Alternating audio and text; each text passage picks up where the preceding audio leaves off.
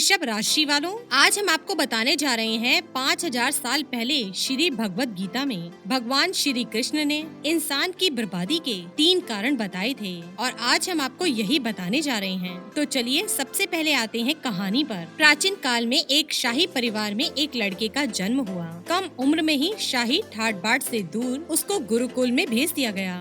गुरुकुल में वह विद्यार्थी सबसे होनहार था और उसने वेदों और शास्त्रों का अध्ययन किया। उसकी शिक्षा समाप्त भी नहीं हुई थी कि उसके माता पिता और भाई बहन सभी प्राकृतिक आपदा में मारे गए। ना तो उनके पास कोई ठाट बाट रहा और ना ही माँ बाप। शिक्षा समाप्त करने के बाद उस विद्यार्थी ने प्रण लिया कि उसका सारा जीवन केवल लोगों की भलाई में ही गुजरेगा और उसने संन्यास ले लिया। अब उस सन्यासी ने अपनी सारी महत्वाकांक्षाएं त्याग दी और ध्यान लगाने के लिए संसारिक चीजों को छोड़कर हिमालय के जंगलों में चला गया। वहाँ पर उसने लंबे समय तक तपस्या की और अपनी दिमागी शक्तियों को विकसित किया। वह अपने सन्यासी जीवन में बहुत ही खुश था। लोग शिक्षा लेने के लिए उसके पास आते और यह सन्यासी लोगों की समस्या सुलझाने में लोगों की मदद करता। धीरे धीरे यह सन्यासी की चर्चा पूरे नगर में होने लगी। सन्यासी बहुत ही मशहूर होने लगा था, लेकिन उस राज्य का राजा बहुत ही क्रूर व्यक्ति था और राजा ने सन्यासी से मिलने की ठान ली। पहली मुलाकात में ही राजा इस सन्यासी से इतना प्रभावित हुआ कि उसने अच्छाई की राह पर चलने की ठान ली। राजा मन ही मन सोचने लगा कि अगर ये सन्यासी मुझे चंद मिनटों में ही इतना बदल सकता है, तो अगर यह मेरे पास रहने लगे तो मेरी तो जिंदगी ही बदल जाए। इनकी सेवा से मेरी जिंदगी धन्य हो जाएगी। राजा ने सन्यासी से महल में चलने का आग्रह किया। सन्यासी इसके लिए मान गए और राजा सन्यासी को लेकर महल पहुंच गए।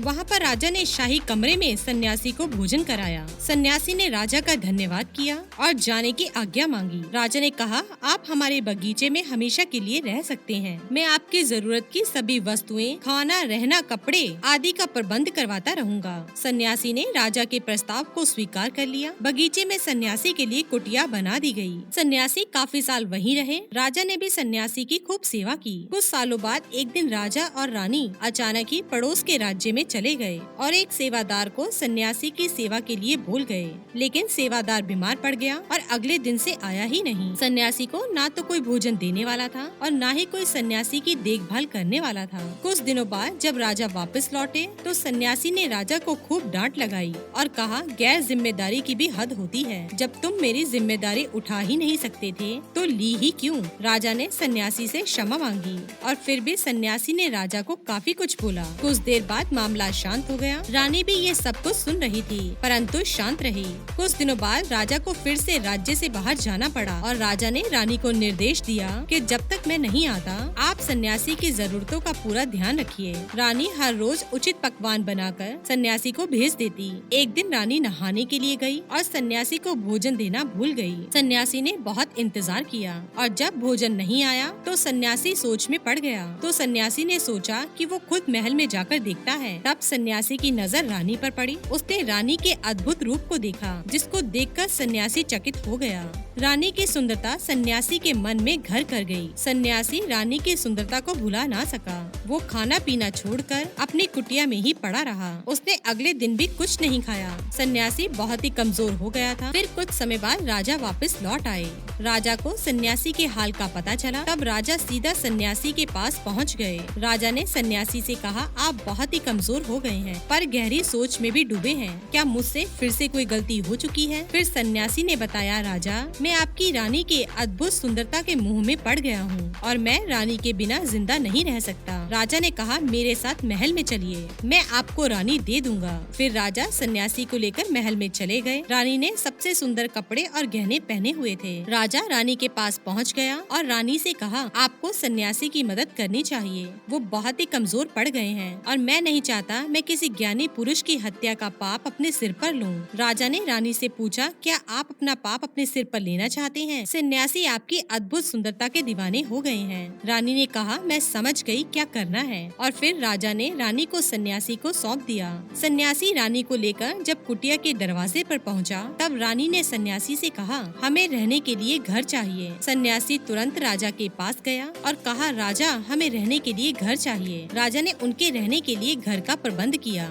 सन्यासी रानी को लेकर जब घर पहुंचा, तब रानी ने कहा, घर तो बहुत गंदा है, इसकी हालत तो खराब खराब है। सन्यासी फिर से राजा के पास गया और कहा कि राजा, घर की हालत तो बहुत खराब है। राजा के हुक्म से घर ठीक करा दिया गया। फिर रानी नहा धोकर बिस्तर पर बैठ गई और सन्यासी भी रानी के पास आ गया। रानी ने सन्यासी से कहा कि आपको पता है कि आप कौन थे और अब आप क्या बन गए हैं। आप एक महान सन्यासी थे जिसके लिए राजा स्वयं जरूरत की वस्तुएं उपलब्ध कराता था और आज आप वासना के कारण मेरे गुलाम हो गए हैं। यह सुनकर सन्यासी को महसूस हुआ कि वो तो एक सन्यासी है जो अपनी सारी सुख सुविधाओं को छोड़कर शांति की तलाश में जंगलों में चले गए हैं। सन्यासी जोर जोर से चिल्लाने लगा और रानी से कहा, क्षमा कीजिए रानी, मैं उस दयालु राजा की रानी को अभी सौंप कर आता हूँ। रानी ने प्रश्न किया, उस समय जब आपको कुछ दिन भोजन नहीं मिला तब आप बहुत क्रोधित हो गए थे। मैंने आपका यह रूप पहली बार देखा था, तब से मैंने आपके व्यवहार में परिवर्तन महसूस किया।